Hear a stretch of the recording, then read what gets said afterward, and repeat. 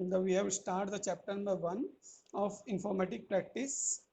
Now the first topic is basic components of the computer. सबसे पहले अगर हम बात करते हैं कंप्यूटर की तो हम सिंपली बोलते हैं computer is an electronic device which processing to take input data and produce the output. Then this is the simple definition of computer. Then इसको हमें डिस्क्राइब करना होता है तो इसके लिए क्या आर्किटेक्चर यूज किया जाता है। इस आर्किटेक्चर को बनाया था वॉन न्यूमैन आर्किटेक्चर ने, ठीक है, वॉन न्यूमैन आर्किटेक्चर। इन्होंने जो आर्किटेक्चर बनाया उसमें इन्होंने मेंशन किया कि सबसे एक हमारा जो सीपीयू है that is called central processing unit. This is also called the brain of the computer. इसका वर्क क्या है, सारी की सारी प्रोसेसिंग आपके सीपीयू में होती है। तो हमने क्या किया है, सबसे पहले इनपुट किया, इनपुट करने के बाद जो डेटा है आपका ये मूव करेगा आपका सीयू में, ठीक है। CU means control unit. Then control unit के बाद यही डेटा आपका एएलयू में जाएगा, देन उसके बाद रजिस्टर में जाता है। देखिए ये आप वैसे जानते हैं, पहले प्रीवियस क्लासेस में हो भी चुका है कि computer can't understand the machine English language और हिंदी लैंग्वेज, यानी जो ह्यूमन बींग्स की लैंग्वेज है कंप्यूटर का उन्हें समझ नहीं सकता। उसकी एक अपनी पर्टिकुलर लैंग्वेज होती है that is called the machine language. इसे बाइनरी लैंग्वेज ही बोला जाता है, या उसके जो डिजिट्स होते हैं 0 और 1। तो हम जो कुछ भी टाइप करते हैं, चाहे हमने इंग्लिश में टाइप किया, हिंदी में टाइप किया, यानी अगर किसी भी लैंग्वेज में टाइप किया, कंप्यूटर में जो डेटा सबसे पहले सीयू में जाएगा। CU is a control unit, then translate this data in a machine language. Machine language में उसको ट्रांसलेट करेगा डेटा को, देन ट्रांसफर टू एएलयू। वो डेटा फिर एएलयू में जाएगा। ALU means arithmetic logical unit. अगर वो कैलकुलेशन वर्क है तो उसकी कैलकुलेशन हो जाएगी, अगर कैलकुलेशन वर्क नहीं है तो सीधा वो रजिस्टर में चला जाएगा। रजिस्टर क्या है, this is the main memory या प्राइमरी मेमोरी से बोलते हैं, या इसके अंदर चला जाएगा और यहाँ जाकर के उसकी एक सिस्टम फाइल बन जाती है। सिस्टम फाइल जो हमारे कंप्यूटर में स्टोर हो जाती है इन अ बाइनरी लैंग्वेज, और उसके बाद वो वापस कंट्रोल यूनिट के पास जाता है। माई फाइल बनाने के बाद कंट्रोल यूनिट में जाने के बाद फिर से वो हमारी लैंग्वेज में ट्रांसलेट होता है और उसके बाद हमें उसका आउटपुट शो होता है। और ये सारा प्रोसेस इतनी फास्ट होता है कि हमें पता भी नहीं लगता, हम टाइप करते चले आते हैं और हमारे सामने उसका रिस्पॉन्स आता चला जाता है। तो this is the basic architecture of computer, और इसे बनाया किसने है, new new von Neumann architecture ने, ठीक है। इसके बाद आते हैं आपके कुछ आपके पार्ट आता है input units. Input unit that means वो यूनिट्स, वो डिवाइसेस जिनके थ्रू हम कंप्यूटर में डेटा स्टोर करते हैं, जिसके थ्रू हम कंप्यूटर में डेटा पहुंचाते हैं, उसमें ट्रांसफर करते हैं डेटा, उन्हें बोलते हैं इनपुट यूनिट्स, ठीक है। उनमें सबसे पहले आपके सामने आता है कीबोर्ड, ठीक है। कीबोर्ड क्या होता है, बेसिकली कीबोर्ड जब सबसे बेस्ट इनपुट डिवाइस मानी जाती है, क्योंकि सबसे ज़्यादा काम कंप्यूटर में इनपुट करने का काम आपका कीबोर्ड ही करता है। कीबोर्ड में नियर अबाउट 104 कीज मानी जाती हैं एज ए स्टैंडर्ड कीबोर्ड।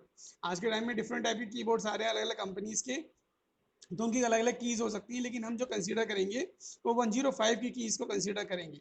बाकी इसके अलावा इसमें functional keys, alphabets, alphanumeric keys, alphabets की कीज होती हैं, कुछ स्पेशल कीज होती हैं, ठीक है, कुछ डायरेक्शन कीज होती हैं, देयर सो मेनी कीज।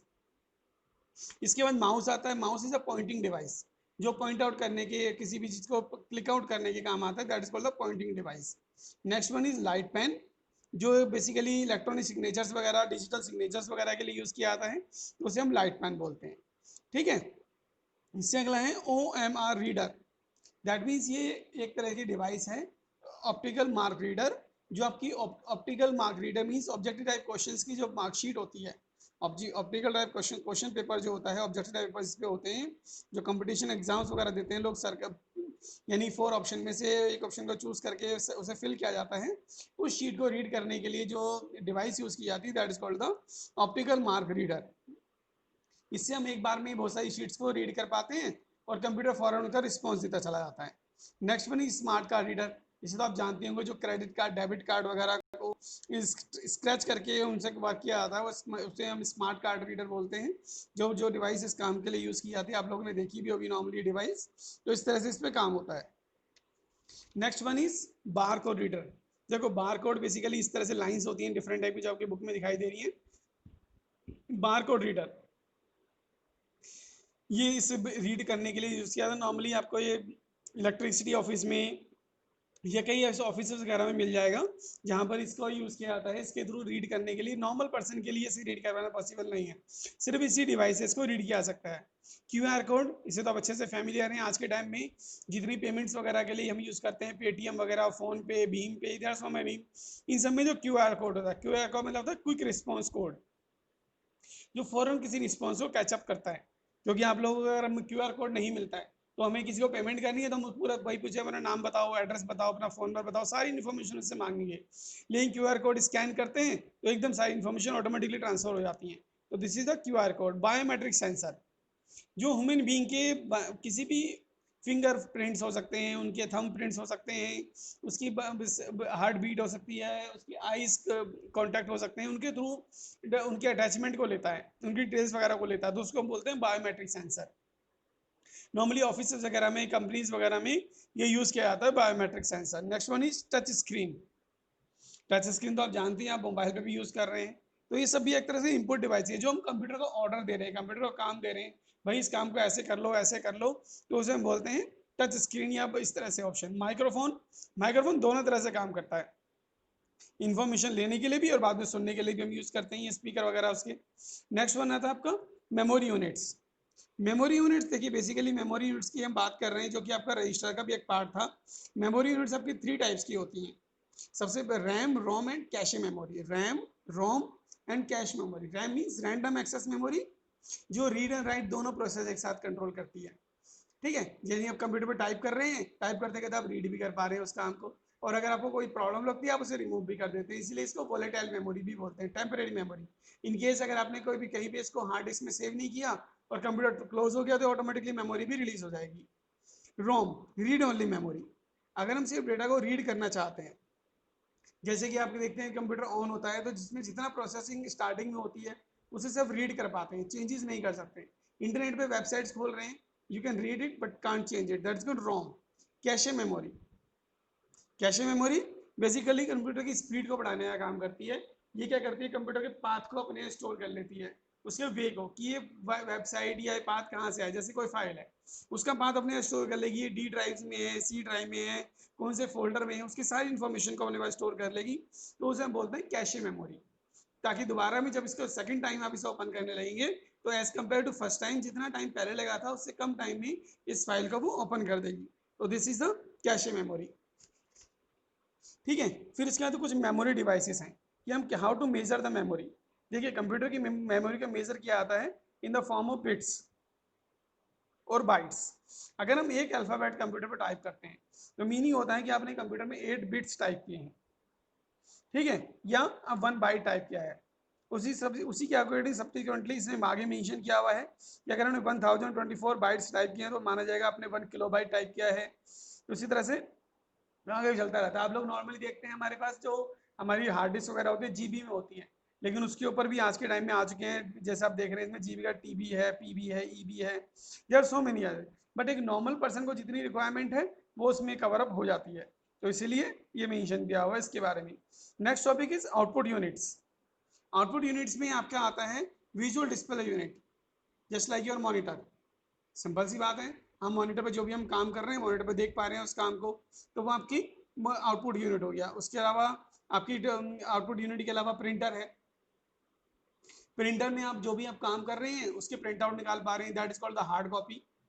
जो कंप्यूटर में डेटा रहता है उसे सॉफ्ट कॉपी बोलते हैं, और जिसका प्रिंट आउट निकाल लिया तो उसे हार्ड कॉपी बोला जाता है। तो ये हार्ड कॉपी हो गया एक तरह का। Printer are of 2 types, impact printer and non impact printer. Impact printer में का मीनिंग होता है जो प्रिंटर कुछ ना कुछ इम्पैक्ट छोड़ते हैं, किसी तरह का कोई साइन वगैरह, कोई धब्बे वगैरह छोड़ते हैं, उनको बोलते हैं impact printer. Just like a dot matrix printer.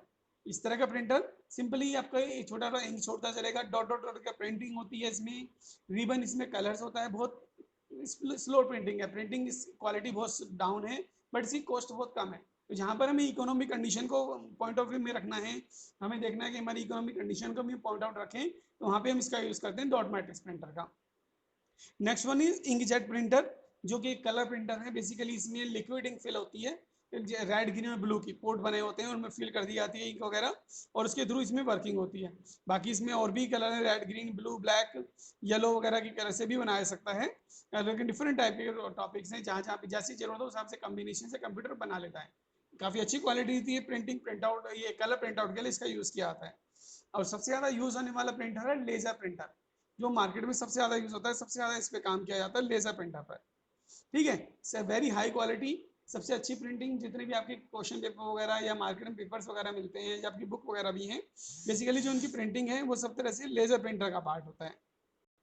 इसके अलावा स्पीकर, वेरिएबल प्लोटर, एक तरह से कंप्यूटर डिजाइन, कंप्यूटर्स वगैरह के डिजाइन वगैरह बनाने के लिए इसका यूज किया जाता है। ठीक है, तो ये आपका कहलाता है प्लोटर्स। सेकेंडरी मेमोरी में आपका हार्ड डिस्क आता है, इसके अलावा आपका पेन ड्राइव है, डीवीडी है, मेमोरी कार्ड है। सेकेंडरी मेमोरी होती कौन सी है? जिन मेमोरी में डेटा परमानेंटली स्टोर किया जा सके, that is called the secondary memory. अगर हम डेटा को परमानेंटली स्टोर कर दें और जब तक हम ना चाहें, अगर डिवाइस खराब हो जाती है तो हम कुछ कर नहीं सकते, डिवाइस सही रहती है, तो उस डेटा को हम कभी भी जब भी हमारी रिक्वायरमेंट हो हम उसे देख सकते हैं, तो उन्हें बोलते हैं hard secondary memory. Hard disk आपके कंप्यूटर में पहले से फिक्स होती है, यूएसबी यूनिवर्सल सीरियल बस, जिसे आप पेन ड्राइव भी बोलते हैं। मेमोरी कार्ड अब मैं अपने मोबाइल्स वगैरह में जो यूज करते हैं, that is called memory card. Data bus या कम्युनिकेशन बस की बात होती है। तो हम बात करते हैं डेटा को ट्रैवल करना, ये सीपीयू में ऑलरेडी फिक्स है। एक छोटा सा टॉपिक है आपका operating system. Operating system basically होता है it act as a interface between hardware and software. Hardware और सॉफ्टवेयर के कम्बिनेशंस को हम ऑपरेटिंग सिस्टम बोलते हैं। जैसा window, window is operating system, क्यों? क्योंकि ये आपके हार्डवेयर और सॉफ्टवेयर का पार्ट है। हार्ड अब विदाउट ऑपरेटिंग सिस्टम ना तो हार्डवेयर वर्क करता है ना ही सॉफ्टवेयर वर्क करता है, तो हम इसलिए इसको मेन देते हैं कि डेटा को ट्रांसफर करने के लिए, डेटा में वर्क कराने के लिए।